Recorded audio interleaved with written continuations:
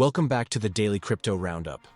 Today feels like one of those days where the headlines look scattered, but underneath them, there's a single clear message forming.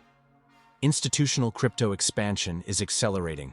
Political influence over the space is becoming more visible. Market confidence is wobbling, and at the same time, analysts are openly discussing the possibility of Bitcoin revisiting $50,000. When institutional growth, political pressure, macro uncertainty, and technical fragility all collide at once, markets don't explode upward, they recalibrate. This section of the show is sponsored by Kraken, one of the longest-standing and most trusted crypto exchanges in the industry. If you're trading Bitcoin, Ethereum, XRP, or building positions in major altcoins, Kraken remains one of the most secure and liquid platforms available. Now let's run through the latest top 10 crypto prices, excluding stablecoins. Bitcoin is currently trading at $68,445. Ethereum sits at $1,966.80. BNB is holding at $611.90. XRP is trading at $1.49. Solana comes in at $86. Tron is priced at 28 cents. Dogecoin is trading at 10 cents. Bitcoin Cash is sitting at $550.40. Cardano is priced at 28 cents. And Toncoin rounds out the top 10 at $1.46. That's your latest snapshot of the market leaders right now. And as always, volatility can move these numbers quickly, so keep an eye on liquidity and momentum throughout the session. Now to today's headlines. Let's start with the institutional angle, because this is the long-term structural story. Trump-linked Truth Social has filed for new cryptocurrency ETFs, tied to Bitcoin, Ethereum, and even staking-related exposure. That's not a minor development. It signals that crypto is no longer orbiting outside traditional finance and politics. It's being woven directly into it. ETFs remain the gateway. Every new filing expands the regulatory perimeter, while also expanding legitimacy. It reinforces the idea that major players do not see crypto as temporary speculation, but as an asset class requiring structured, compliant vehicles embedded inside the financial system. Bloomberg analyst James Seyffart has suggested that updated SEC listing standards could open the door to a rapid wave of new crypto ETF products, while Bitwise CIO Matt Hougan has argued that structural changes in approval processes may dramatically shorten the time it takes for new funds to reach the market. In other words, institutional rails are being built faster than most retail investors realize. But here's the nuance. ETF expansion does not automatically mean price expansion. Right now, markets are wobbling. Trading desks are reporting hesitation. Good news isn't being chased aggressively. Instead, investors are looking for what some are calling the exit ramp. That shift in psychology matters. In strong markets, traders hunt entries. In uncertain markets, they look for liquidity to reduce exposure. That behavioral shift often precedes volatility. Bitcoin recently moved sharply toward the $60,000 region, a key structural support zone built during previous consolidation. That level wasn't random. It represented positioning memory and liquidity depth. We bounced from that region, but the bounce was cautious rather than explosive. At the same time, at least one prominent strategist has publicly outlined a scenario where Bitcoin revisits 50,000 before stabilizing. That's not panic forecasting. It's scenario analysis rooted in liquidity tightening, inflation uncertainty, and risk rebalancing. Geoff Kendrick, head of digital assets research at Standard Chartered, has openly warned that Bitcoin could test the 50,000 region before regaining structural strength, describing the move as typical momentum behavior rather than systemic collapse.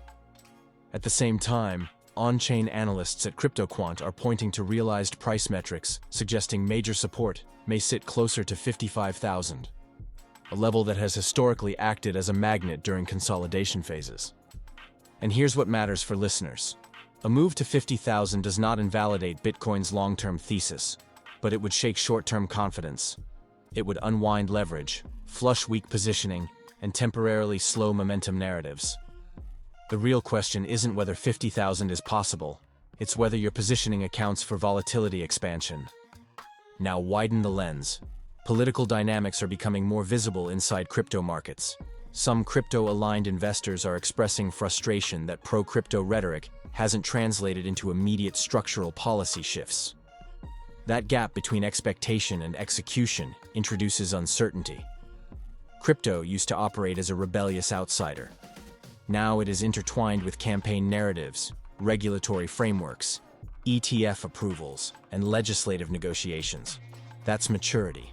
But maturity introduces scrutiny, and scrutiny is intensifying for another reason. Investigative reporting has highlighted rising instances of crypto being used in illicit networks, which regulators will inevitably point to as justification for tighter monitoring and enforcement. These headlines don't undermine Bitcoin's protocol, but they influence regulatory tone, and regulatory tone influences liquidity. Increased compliance pressure means exchanges tighten controls. Tighter controls can influence capital flow. Capital flow shapes volatility. Put it all together, and you see the environment clearly. On one side, institutional infrastructure continues expanding through ETF filings and structured products.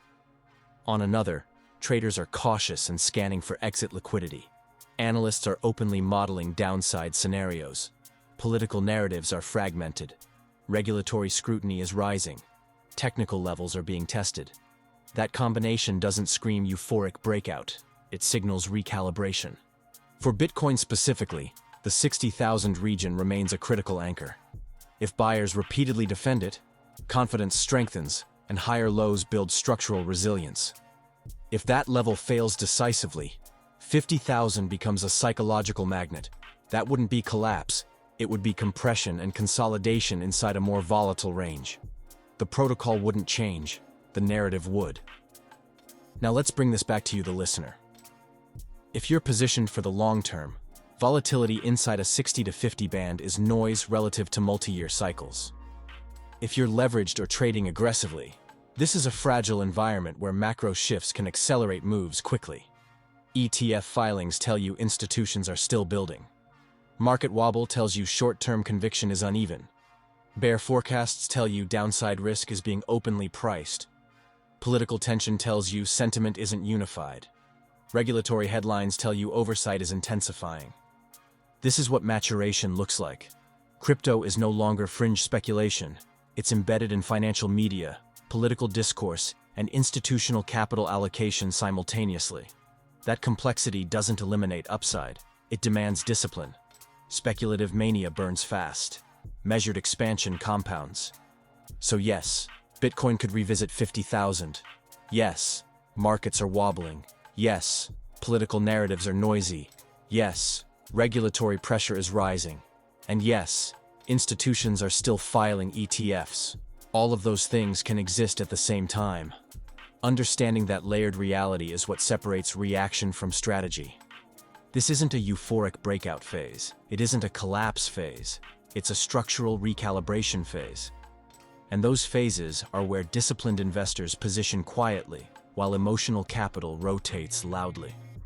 Drop your thoughts in the comments, smash like, follow, and as always, we will see you at the top.